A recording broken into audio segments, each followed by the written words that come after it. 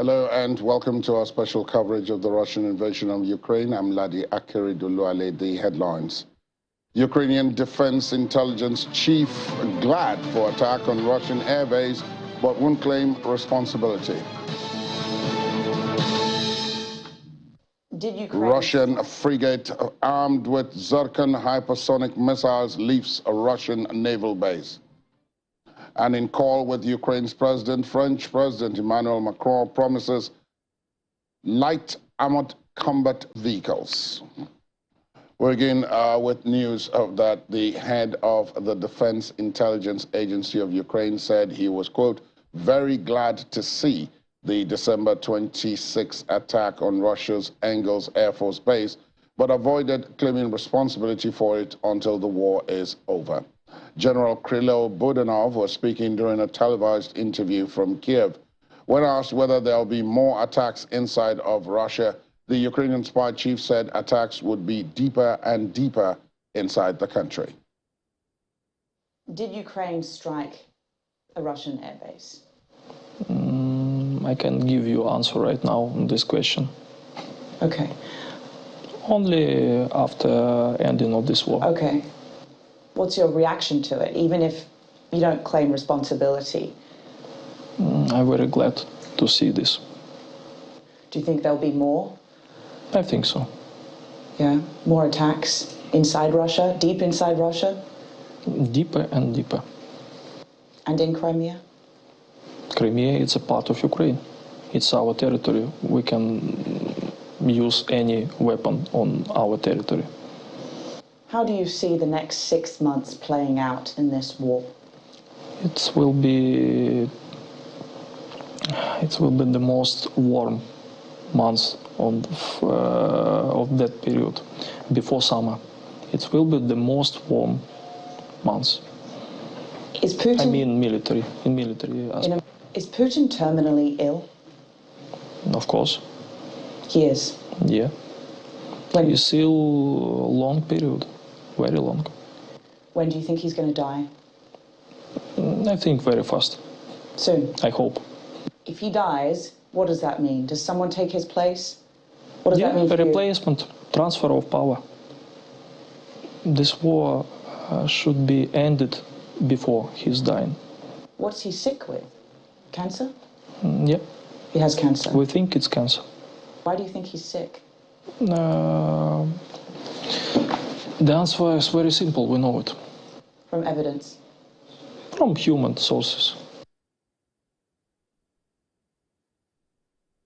Of course, we have not been able to verify any of the information from Ukraine's head of defense intelligence. But in the meantime, the Russian president has sent a frigate to the Atlantic Ocean armed with new generation hypersonic cruise missiles, a signal to the West that Russia will not back down in what Moscow calls its special military operation in Ukraine. Russia's defense ministry later released footage it said was the frigate armed with Zircon hypersonic missiles leaving a Russian naval base in the northern city of Severomorsk in Murmansk region. Russia, China, and the United States are in a race to develop hypersonic weapons, which are seen as a way to gain an edge over any adversary because of their speeds, about 5 times the speed of sound, as well as maneuverability. Earlier, the Russian president was also in a video conference with Defense Minister Sergei Shoigu and Igor Kromkal, the commander of the frigate named Admiral of the Fleet of the Soviet Union, Gorshkov. Russian President Vladimir Putin said the frigate, which was off to the Atlantic Ocean, was armed with hypersonic Zircon cruise missiles. General Shoigu said the Gorshkov would sail to the Atlantic and Indian Oceans and then on to the Mediterranean Sea. This time, the ship is equipped with the latest hypersonic missile system, Zircon, which has no equivalent.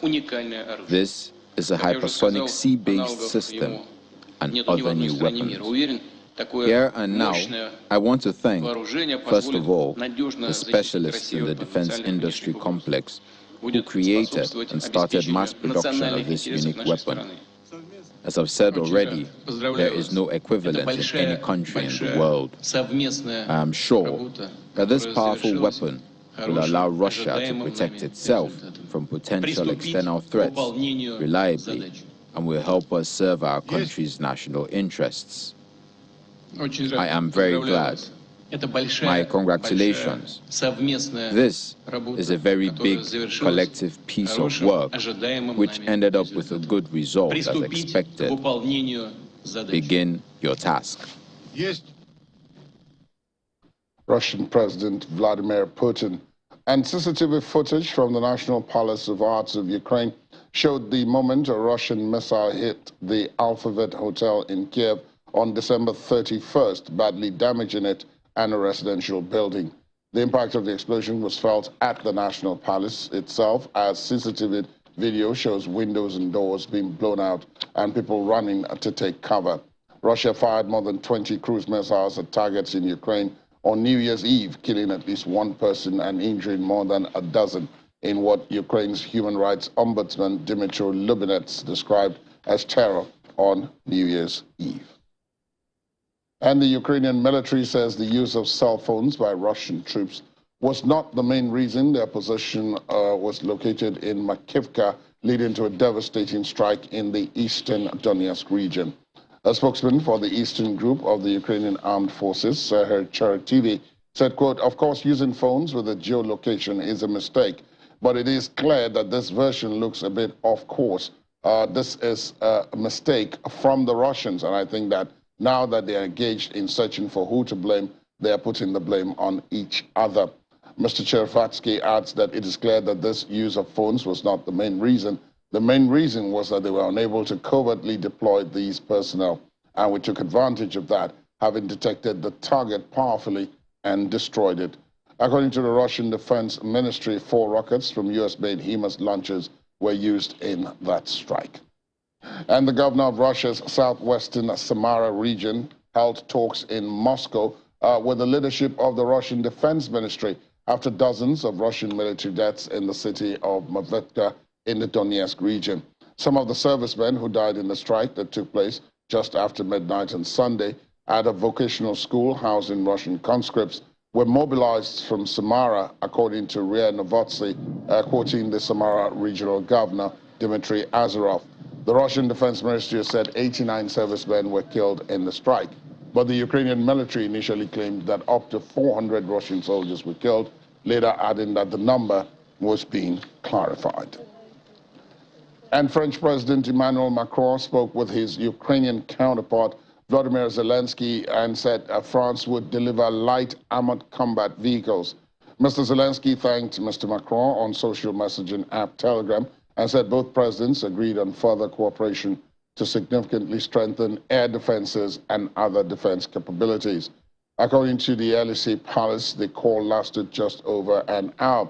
But the exact number of light armored combat vehicles is not known, and no delivery date was mentioned.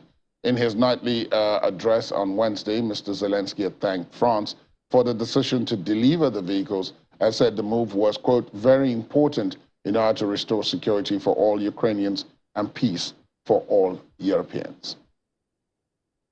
Let's talk to Tom Rosett, Associate Professor in Intelligence Studies, head of the Ukraine program at the Norwegian Defense University College. He joins us virtually from Oslo. Good morning to you, Tom. Happy New Year. Happy New Year to you as well. Glad to be here. It does look as if over the last 2 weeks or so, over the end of year to the new year, things have kind of ramped up a bit, both on and off the battlefield. So I want to take you up on a couple of things. First, I'm sure you heard the Ukraine spy chief there talking about President Putin being ill. Of course, we have not been able to verify that from any of the official or even unofficial sources. But his information is that he's been ill for quite a bit, and that they hope that the war will end before anything happens to him. What do you make of that? Well, that's something Budanov, the head of the military intel in Ukraine has said previously, and they have, as he said, human sources on it. But for the time being, Putin is well capable of handling his tasks. He's in control of the military and the security structures, and yes, he's 70 and he's probably been ill. Some other intelligence services have said that he have had cancer. That's not confirmed, but he's above average age in Russia for males, and I guess he has health issues. But he is alive until he's not, and it seems capable at the moment. I must ask, now, of course, we both have made it clear that this is now in the realm of speculation, that is the Ukrainian spy chief correct in his assessment that he hopes that the war ends before anything happens, because Putin is central to everything in Russia, and if the war is still on and there needs to be a transfer or change of power, that could very, very, very much complicate things. It could complicate things, but this is first and foremost Putin's war. Yes, there's people around him that will continue the war if he falls from position. But I think he will. Well, if Putin is gone, the war will continue in some way, but it will also be a lot of frustration and challenges on the Russian side. There would be a pause, possibly also in the war, so that Moscow would figure out how to proceed. Formally, the prime minister will take over, Mishustin, and then things will proceed probably. But this is first and foremost Putin's war, and maybe it will be some changes in the policy on the war in Moscow following Putin's possible demise. Let's look at the battlefield itself. The other thing that has happened over the last 2 weeks or so is that, in spite of the fact that many had predicted that there would be a lull in the fighting because of the weather conditions in and around Ukraine, that perhaps has not been the case. Russia has launched perhaps the most ferocious barrage of missiles at Ukraine over that period. And then Ukraine itself has hit back inside Russia and then at Russian bases in Russian-occupied parts of Ukraine. So it doesn't look as if the lull that many predicted is happening. Are you surprised? No, I was among those that thought that there will still be, well, of course there will be fighting, but still dynamic movements along the borderline. I think Ukraine, with the frost, with the freezing of the ground, will make some counteroffensives in the south, in Zaporizhia possibly, or in Luhansk. So I think we will see movements further on, and the Ukrainians themselves are warning of a possible Russian offensive, but I can't see that happening. They are still struggling to just hold the front line. Yes, they have frequent attacks in the Donetsk region, but those are minor attacks. And I think the Russians are biding their time and waiting for spring, and then possibly, if their mobilization has worked, they will do another offensive. Very few people outside people like you have heard about hypersonic missiles. And now there's this frigate that Russia has dispatched, not to the front line in Ukraine. It says that frigate is going to the Atlantic, and then from there it's going on to the Mediterranean. What's the strategy, do you think? And why are hypersonic missiles perhaps extremely important now? Well, it's all about deterrence, I would say, to try to deter NATO from engaging itself more in supporting Ukraine, and the frigate with the hypersonic missiles. Well, they are very quick missiles and they're very hard to shoot down, and it's a very capable missile. And Russia has developed several such types, hypersonic ones, ballistic missiles as well. This is a more cruise missile for anti-ship cruise missile, and Russia is good on developing weapons. So they want to poster their position or make a strong poster, and in the Mediterranean, there's a lot of NATO ships as well. So I think deterrence is the main point. Let's look at things a bit more broadly.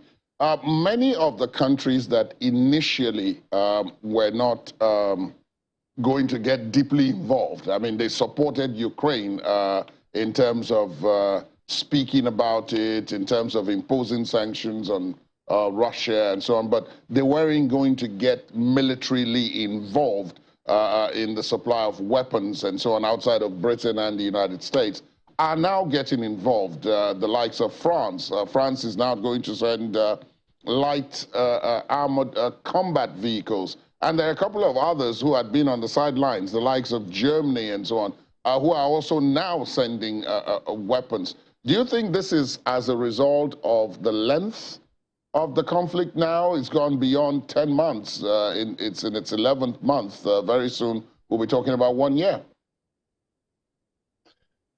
Yeah, I think it's about length, and it's about how the war has developed. The Russian attacks, frequent attacks on the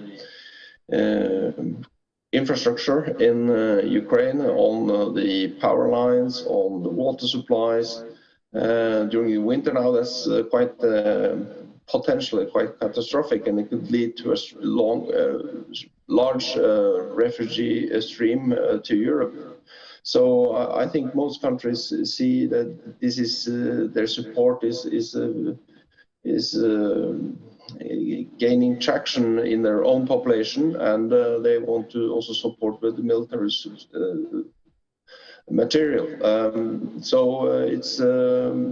It's been a step-by-step process in Europe, in each country, in enlarging their support to Ukraine. Is there a fear that as more and more countries get involved, an incident which may prove to be a game changer will occur, but we will not be able to say who did it? Yes, it's a possibility, and we saw with the missile that landed in Poland. It was first thought by some that it was a Russian missile. It was not. It was a Ukrainian air defense missile that failed and landed in Poland and killed 2 people. So, but I mean, incidents that's hard to attribute can happen towards a NATO country. For example, if one uses divers or submarines or other underwater capabilities to sabotage energy pipeline in the Baltic Sea, that could be something that could aggravate the situation. Absolutely. Indeed. Tom Rosett, thank you so much for your time. And again, Happy New Year. We'll keep tracking this conflict as time goes on, and we'll get back to you on that. Thank you so much for your time this morning. And after the break, Ukraine's military claims it struck down more than 540 Iranian-made drones since September. Please join us again. Welcome back. The Ukrainian military says it is down more than 540 Shahed drones since September last year and around 500 cruise missiles. The Ukrainian military media center said in specific terms, quote, During the first 2 hours of the night this year alone, Ukrainian air defense have shot down 100% of drones, namely 84 units. On Monday, the Ukrainian president claimed that Russia is planning a prolonged campaign of attacks with Shahid drones to exhaust Ukraine. Meanwhile, Ukrainian officials says more than 60% of Bakhmut is now destroyed as Russian forces attempt an advance on the city in Ukraine's eastern Donetsk region. Pavlo Kirilenko, head of the Donetsk region's military administration, said 2 civilians died in the city on Wednesday due to shelling. Mr. Kirilenko said, quote, whatever attempts to enter the city the enemy makes, it fails to advance. Whatever advances they had, they have been pushed back to their previous positions outside the city limits. Bakhmut is regularly referred to as the most contested and kinetic part of the 1,300-kilometer front line in Ukraine. The Russian advance has left the city in ruins, a smoking shell of its former self. And outside of Ukraine, the Chinese Navy's massive new aircraft carrier, the CNS Fujian, is expected to head to sea for the first time this year. That's according to the ship's executive officer. In a report on an interview published by state-run China Daily, Senior Captain Qian Shumin did not give an exact date for when the aircraft carrier will undergo its first sea excursions, saying only that the trials will contribute to the realization of the centenary goals of the People's Liberation Army. That centenary, which comes in 2027, was referenced by Chinese President Xi Jinping in October last year as a deadline for the Liberation Army to meet its modernization goals. The Fujian is the largest warship China has ever built, and bringing it into operation is a key component in the Navy's objectives. The ship was launched with great fanfare on June the 17th, 2022, and has been in the final stages of construction at the Shanghai shipyard. The foreign ministry in Warsaw says Germany has rebuffed the latest push by Poland's nationalist government for vast reparations over World War II, saying in response to a diplomatic note that the issue was closed. A spokesperson for the German foreign ministry said it had responded to a letter sent by Poland on the subject in October and did not comment on the contents of diplomatic correspondence. Poland estimates its World War II losses caused by Germany at $1.4 trillion and has demanded reparations, but Berlin has repeatedly said all financial claims related to the war have been settled. Arkadiusz Mielczewski, Poland's deputy foreign minister, said in an interview with the Polish press agency, quote, this answer, to sum it up, shows an absolute disrespectful attitude towards Poland and Poles. When asked about further dialogue with Germany regarding compensation, the minister said it would continue through international organizations. Some 6 million Poles, including 3 million Polish Jews, were killed during the war, and Warsaw was razed to the ground following a 1944 uprising in which about 200,000 civilians died. Let's talk now to Ambassador Frank Eso, Nigeria's former envoy to Ukraine. Happy New Year, Ambassador. You're joining us from our Abuja studio.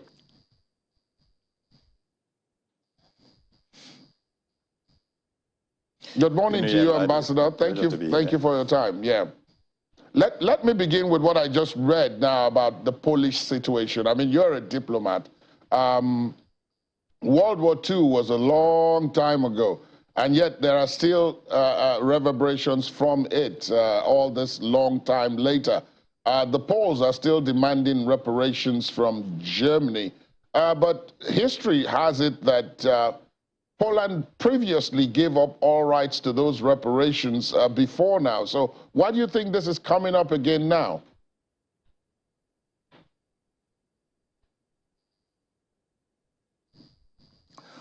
Well, I'm even surprised myself that the issue, is still on the front burner of Polish foreign policy.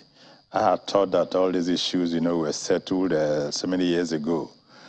And immediately after the war, when Poland, fell within the communist fold, I think that delayed whatever reparation, Germany, was supposed to pay to them because of ideological differences.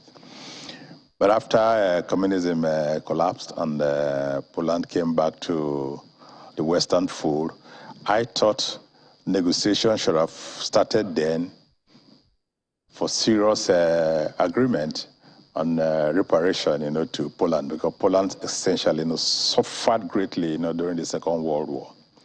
Now, if Germany says it is foreclosed, that no more financial settlement will be made, the understanding will be, that maybe Poland lost the opportunity to make its request known earlier enough. So it's difficult to tell at this point, why the Poles are coming back to the table to ask for this reparation. Perhaps maybe a dwindling economy, or a desire, by the nationalist government to listen to the yearnings of the Polish people that they ought to be compensated, for all the damage caused by the Nazis. So, but whatever it is, now that it's been foreclosed, I don't know how far Poland can go, in successfully, getting the international community to reopen dialogue between the two countries and hopefully get Germany, to rescind its decision. But that's going to be something we'll watch closely. Let me bring you back to the conflict in Ukraine, and of course, the situation with Poland and Germany simply emphasizes how long the after effects of conflict can last. I mean, the World War II ended in 1945. We're in 2023, and if the Poles are still talking about it or feel that they should still be talking about it, it shows how long. But right now, this war is ongoing. And for someone in your position, perhaps, would it be right to say that you are disappointed that it seems as if none of the parties, either direct parties or even parties supporting one side or the other, or neutral parties, is talking about peace anymore? All the attention is on the battlefield. Well, ordinarily, when there's a war situation like this, the hope, that there must be some avenue, for negotiation towards peace. But like I said in my earlier appearance here, the basis for peace does not exist now. And this is simply because the demands put on the table by Russia will be very difficult for any Ukrainian government to accept. You can't roll your tanks into another person's country, annex a huge chunk of that territory, then call the person to the negotiating table. What is there to negotiate? You've officially annexed these territories, changed your constitution to make those annexed territories part of Russia, and you say you want to sit down to talk about peace. The only way for any peace to be embarked upon is for Russia to pull back to the internationally recognized borders. Then both parties, under the auspices of the UN, can sit down and start negotiating. But now, nothing like that exists, and it's going to be difficult for anybody, to talk about peace. It's just way, way off for now. So in that kind of situation, that presupposes that this conflict or this war or this invasion can only reach a conclusion when one side is militarily victorious. But then it doesn't seem as if either party is strong enough at this point to score a decisive military victory.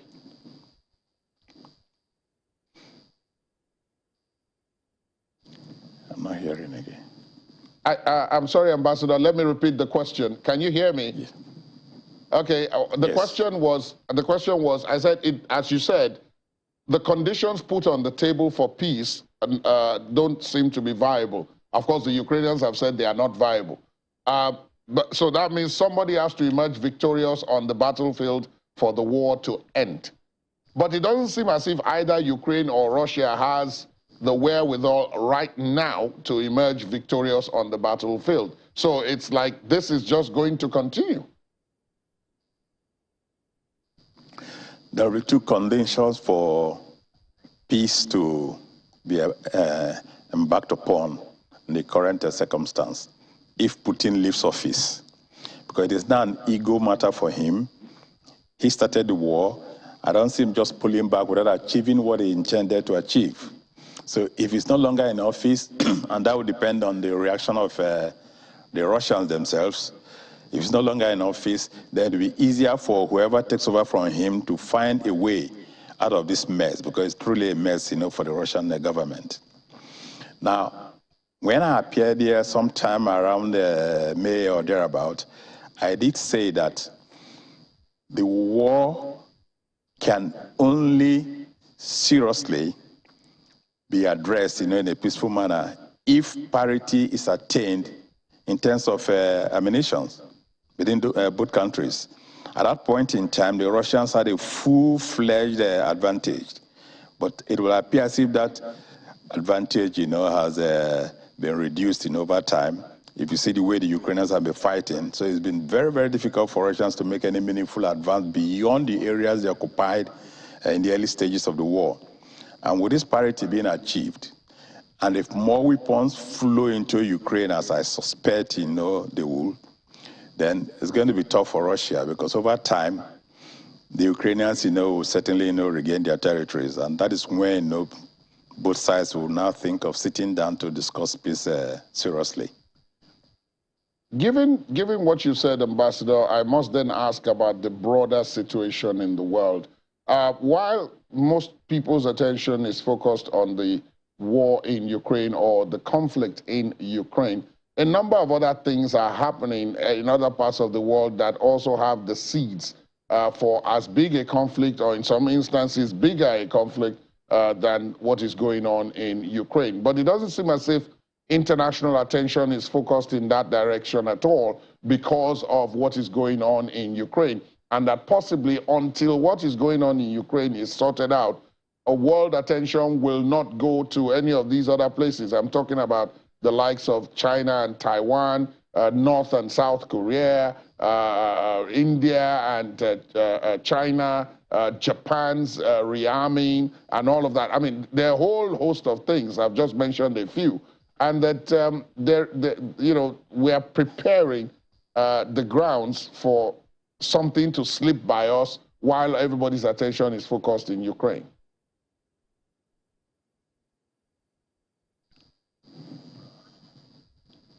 Ambassador, let me repeat the question. Do you think that something will? Yeah, do you think that something will slip by us about other conflicts that are happening in other parts, or potentials for other conflicts that are happening in other parts of the world, while we focus on Ukraine? The situation in Taiwan versus China, North and South Korea, India versus Pakistan, and so on. Do you think that there's that real high potential? Because everybody's attention is not focused on these other potential conflict zones.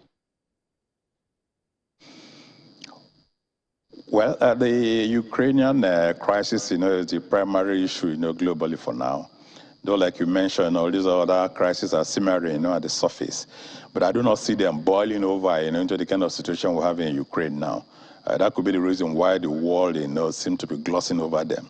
But that is not to say that preemptive measures, will not be needed to keep those issues, on check, particularly the case between North Korea and South Korea. I think something drastic, has to be done, by the allies of South Korea, and perhaps China too, to rein in the excesses of the North Korean government. With respect to the Taiwan issue, I think what is just happening could just be saber rattling by China just to assert, its ownership claim over Taiwan. I don't think it will go overboard, in the sense of trying to invade Taiwan. As for India and China, well, that has always been there, but I think somehow they will succeed in managing it and leave it at the level where it is now.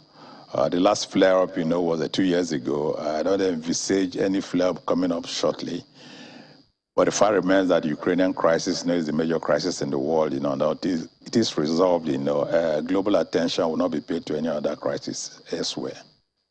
I can't let you go, Ambassador, without asking about this. There was a proposal last week, just as 2022. Are you able to hear me? Yes, I'm hearing you. Okay, just as 2022 was ending, there was a proposal to expel Russia from the United Nations Security Council and from the United Nations. Some of the diplomats, like your good self that I've spoken to, say that that is legally impossible to do, but there are others who have pointed that there's a resolution called the Uniting for Peace resolution in the United Nations that allows 3/4 of the countries who are members of the UN act in defiance of one of the Security Council members, or in fact the Security Council as a body? Well, in spite of that, that happened only once. I don't see the possibility of having a member of the Security Council being expelled. There's no provision like that, within the United Nations Charter. So I think it's just blowing up the issue unnecessarily. Russia cannot be expelled, from the United Nations. There is no country so far that has been expelled from the United Nations. So it's going to be a tough call, really. It's not likely to happen, except we are trying to form another international organization and make sure, Russia is not admitted. But based on what is on ground now, it's going to be extremely difficult, if not impossible, to consider, the possibility of expelling Russia from that body. It's not going to happen.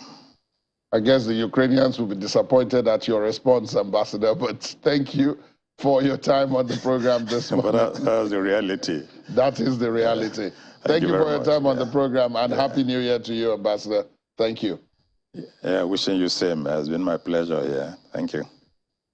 And when we return, Ukraine's young circus artists wow Budapest after training in bomb shelters at home. Details in a moment. Please stay on with us. Thanks for staying tuned. Welcome back. European stocks are pushing higher for a third straight day as investors cheer signs that inflation, supply chain bottlenecks, and natural gas prices are all easing. Europe's Stoxx 600, the XXL index, rose 1% in Wednesday's trading and is now up 3.3% since markets kicked off 2023 trading on Monday. Germany's DAX rose 1.8% yesterday, while France's CAC 40 gained 1.9%. London's FTSE 100 also gained 0.4%. Despite the undeniably gloomy outlook for the global economy, the IMF fund expects 1/3 of economies to fall into a recession this year. Investors in European stocks are feeling cautiously optimistic following the release of a string of better-than-expected data indicating that the slowdown might not be as deep as once feared. France Statistics Institute said consumer price inflation was 5.9% in December, down from 6.2% in November. The institute adds that a drop in energy prices drove that decline. All right, let's talk to Laddie Williams about what we'll call good news. Morning, Laddie. You did talk about this yesterday. Yeah. You did say that, the analysts were cautiously optimistic.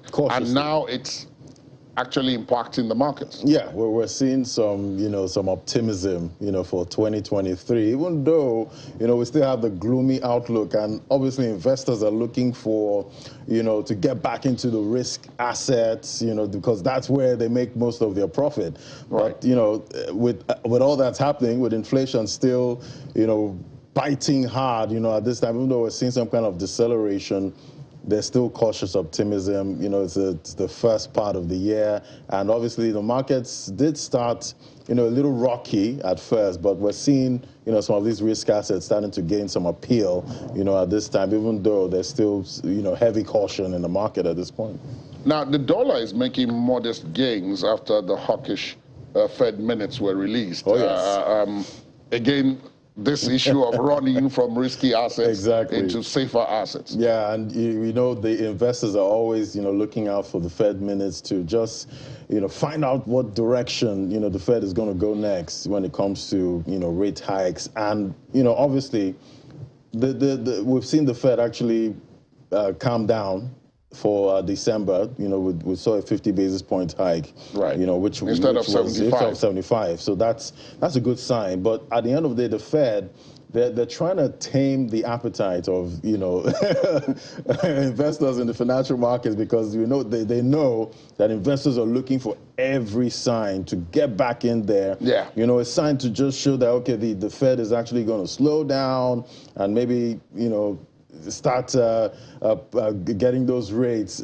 moderately high, not too high. High, indeed. But at the end of the day, the Fed is trying to let them know that inflation is still up there, and we are still going to try to get inflation down to our 2% target, and obviously that means more rate hikes. More rate hikes. So, you know, it's still causing a lot of caution, you know, at this point, even though, you know, the Fed and all the members there are saying, you know what, we're trying to get less aggressive, you know, with rate hikes. But at the end of the day, they're saying that as long as inflation keeps going up, they're still going to raise rates, and obviously the markets don't want to hear that. Yeah, they don't. So there's cautious optimism, but then there's also quite a bit of uncertainty. Yeah, now, fear. wheat and fear, actually, fear. Wheat and corn futures, 2-week low.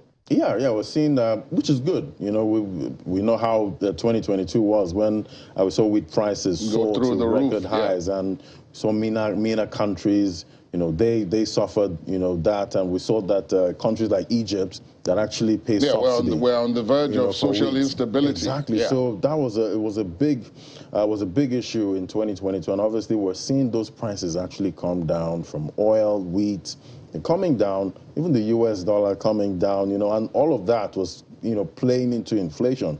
So we're seeing inflation decelerate, you know, in most economies now, and we're seeing experts, economists actually, you know, predicting that inflation is going to go down as the years go by, but 2023, they're still seeing an elevation, you know, with inflation. So this is all playing into the wheat market, and we're seeing, you know, wheat prices come down more. We're seeing investors there worried about the economic outlook, and they're seeing that the big one that's actually bringing the prices down is the Black Sea.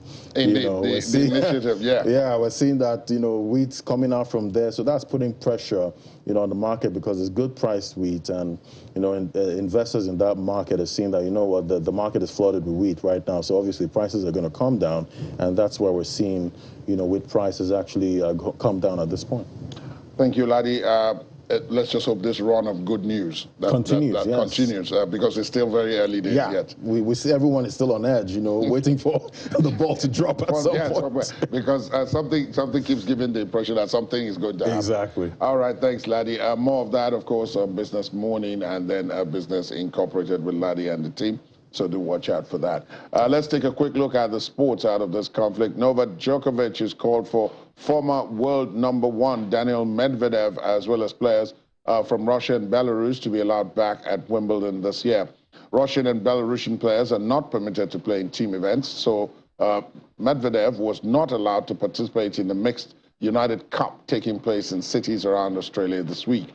Last year, Mr. Djokovic was critical of Wimbledon's decision to impose a ban on players from Russia and Belarus in response to the Russian invasion of Ukraine, a decision which saw the tournament fined and stripped of ranking points. But there has been no announcement about its policy for 2023. The International Olympic Committee President Thomas Bach has also been critical of the tournament's stance, saying last month that governments should not decide on political grounds who is participating at which sporting events. And the Russian Sports Ministry has handed over responsibility for blind sports to the All-Russian Federation of Sports for the Blind organization. The body is relatively new, having been founded in April last year. It was established by the triple Paralympic pentathlon and sprinting champion Olga Semenova, four-time Paralympic gold medals winning swimmer Sergei Punko, and marathon champion from Sydney 2000 and Athens 2004, Ilda Pomiklov, among others. Semenova is determined to stop the decline of Russia's Paralympic results in visually impaired categories, with the Russian Paralympic Committee only winning 2 golds at Tokyo 2020 in the disciplines. The RPC President Pavel Roshkov is in favor of the decision. And finally, on the program, out of the unheated bomb shelters, they were trained. Young Ukrainian circus acrobats dazzled crowds and performed alongside international competitors in Hungary. Take a look. Acrobat Maria Kravchenko dazzles an audience in Hungary. It's a much different setting than her home in Dnipro, where she practiced in unheated shelters while a war raged around her.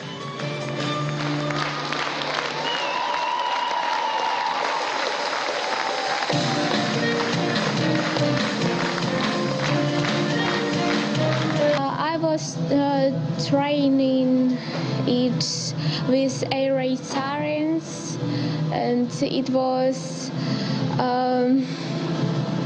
hard.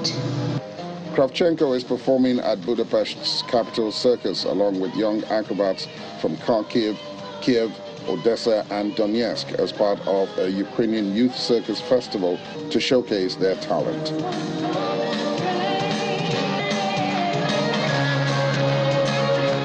The Ukrainian artists are between 6 and 17. They gave more than 30 performances alongside competitors from around the world. Peter Frigate is the circus director. He says all irregular programs were stopped for 2 days in January, and the keys to the circus were handed to the Ukrainians. Since these children train in air raid shelters by candlelight from morning to night, there must be a place where they can show their talent and knowledge. We must give them faith that it is worth doing the work.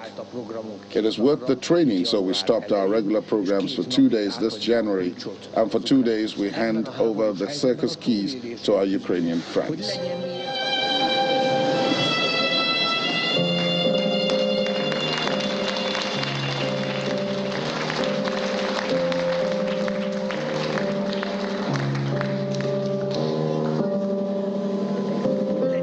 In this war situation, we're struggling for their survival so that there is a goal to live for tomorrow, so that there is something that makes it worth going down again to the shelter and doing that daily dose of 50 push-ups.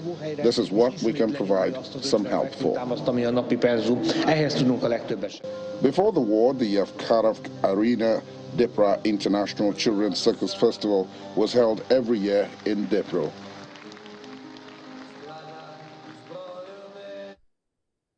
That's where we wrap up the program this morning. Thanks for being with us. My name is Ladi Akiriduluale. Do have a pleasant day ahead. Good morning.